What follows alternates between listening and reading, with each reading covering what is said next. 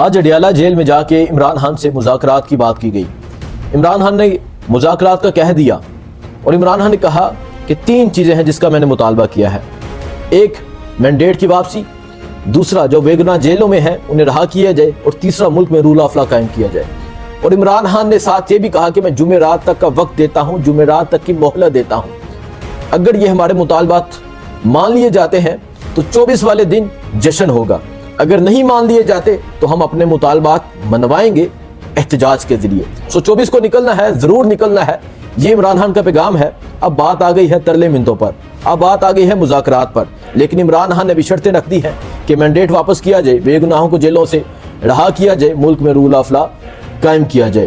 عمران خان نے جیل میں بیٹھ کے پورے ملک کے نظام کو قابو کیا ہوا ہے، اور پورا ملک آج اڈیالہ جیل کی طرف دیکھ رہا ہے، اور اڈیالہ سے پیغام ہے کہ 24 کو نکلنا ہے ضرور۔